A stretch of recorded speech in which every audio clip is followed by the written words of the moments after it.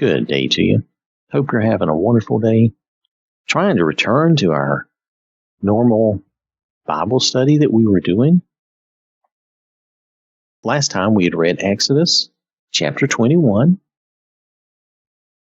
At the end of Exodus chapter 21, there were various laws being given out here in this chapter about personal injuries and things. And here at the end, God said, or if it is known that the ox, speaking about people's responsibility for their animals, or if it is known that the ox was previously in the habit of goring and its owner has not kept it confined, he must make restitution of ox for ox, and the dead animal shall be his. This is just some practical laws and rules about how we should interact with one another and how we are responsible for our animals in this case. And that was in Exodus chapter 21.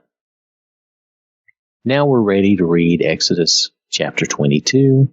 I am reading in the Amplified Bible, and there's going to be more various laws like this that we're going to go over. Okay, and you can see that these laws are the basis for a lot of our laws. If a man steals an ox or sheep and kills or sells it, he shall make restitution of 5 oxen for an ox, or 4 sheep for a sheep. If a thief is caught breaking in after dark and is struck by the owner so that he dies, there shall be no blood guilt for him. But if the sun has risen, there would be blood guilt for him. The thief, if he lives, must make full restitution. If he has nothing, then he shall be sold as a slave to make restitution for his theft. If the animal that he stole is found alive in his possession, whether it is ox or donkey or sheep, he shall pay double for it. If a man causes a field or vineyard to be grazed bare, or lets his livestock loose so that it grazes in another man's field, he shall make restitution from the best of his own field and the best of his own vineyard. If fire breaks out and spreads to thorn bushes, so that the stacked grain or standing grain or the field is consumed, he who started the fire shall make full restitution. If a man gives his neighbor money or other goods to keep for him while he is away, and it is stolen from the neighbor's house, then if the thief is caught, he shall pay double for it. If the thief is not caught, the owner of the house shall appear before the judges, who act in God's name, to determine whether or not he had stolen his neighbor's goods. For every offense involving property, whether it concerns ox, donkey, sheep, clothing, or any piece of lost property, which another identifies as his, the case of both parties shall come before the judges, who act in God's name. Whomever the judges pronounce guilty shall pay double to his neighbor. So you notice here there's just simple laws, simple rules, and you're going to pay back if you're caught, if you're thieving or stealing from someone, you're going to pay back, it looks like, at least double. If a man gives his neighbor a donkey or an ox or a sheep or any other animal to keep for him, and it dies or is injured or taken away while no one is looking, then an oath before the Lord shall be made by the two of them that he has not taken his neighbor's property. And the owner of it shall accept his word and not require him to make restitution. But if it is actually stolen from him when in his care, he shall make restitution to its owner. If it is torn to pieces by some predator or by accident, let him bring the mangled carcass as evidence. He shall not make restitution for what was torn to pieces. And if a man borrows an animal from his neighbor, and it gets injured or dies while its owner is not with it, the borrower shall make full restitution. But if the owner is with it when the damage is done, the borrower shall not make restitution. If it was hired, the damage is included in the price of its fee. So this is, again, simple, basic law and structure of an idea of compensating someone when they should be, when they are damaged through negligence or, something like that, but then not punishing someone when they did not, have any negligence or they did not do anything wrong or dishonest. If a man seduces a virgin who is not betrothed and lies with her, he must pay a dowry, a marriage price, for her to be his wife. If her father absolutely refuses to give her to him, he must still pay money equivalent to the dowry of virgins. And that's because back in those days, I expect that it would be a lot harder for her to be wed after that. You shall not allow a woman who practices sorcery to live. Whoever lies with an animal must be put to death. He who sacrifices to any god other than to the Lord alone shall be put under a ban designated for destruction. Now this says, in parentheses, execution. You shall not wrong a stranger or oppress him, for you were strangers in the land of Egypt. You shall not harm or oppress any widow or fatherless child. If you harm or oppress them in any way, and they cry at all to me for help, I will most certainly hear their cry, and my wrath shall be kindled and burn. I will kill you with the sword, and your wives shall become widows, and your children fatherless. So this is another case of, we should really love our neighbor and be kind to others. We should not, oppress strangers or treat strangers or foreigners wrongly. We should, on the contrary, we should really treat them with love and kindness. We should not oppress the widow or the orphan or fatherless child. Again, on the opposite side, we should really treat them kindly and nicely. And here, God is telling them what will happen if they treat them wrong, if they treat them incorrectly, if they oppress them. And it's something to be aware of. It goes back to, the reason I say this is it goes back to the rule of you reap what you sow.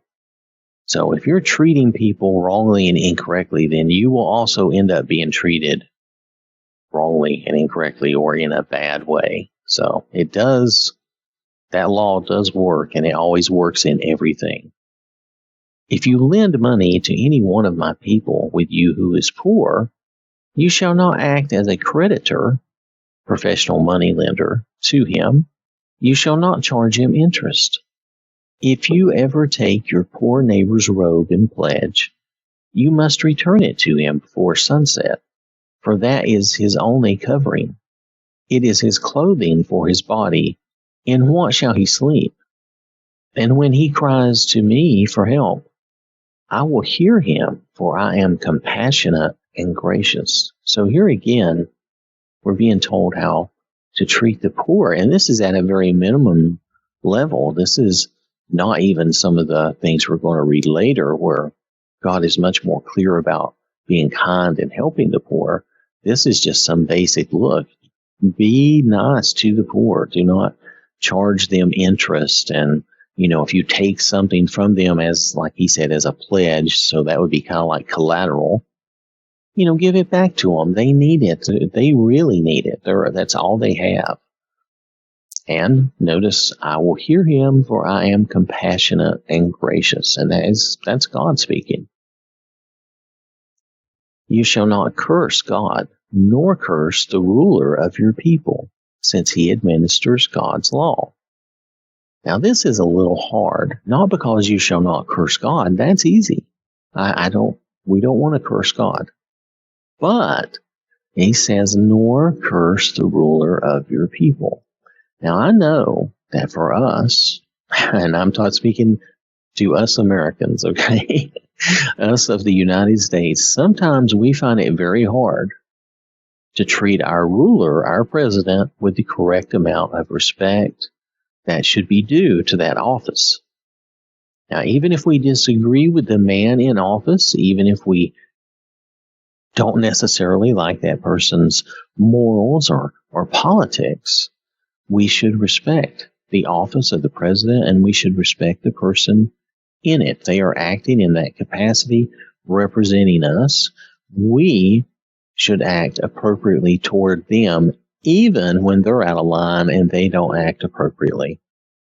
I'm going to tell you, as a Christian, it is always our duty to make sure we act appropriately and that we do things correctly, no matter how others do. That's just the way it is. We are always to act correctly and do things the right way. And it does not matter what the other person does. If they are acting incorrectly or badly, that's on them. We can't control that. So, and that applies to the president, Congress, and I know I complain about politicians. I do. And I'll tell you, we have to be careful. We walk a fine line. It's okay to be critical. It's okay to critique, but we should do so with respect and with a certain amount of wariness, that we don't want to go crossing that line where it comes off like we're cursing them or being, extremely antagonistic.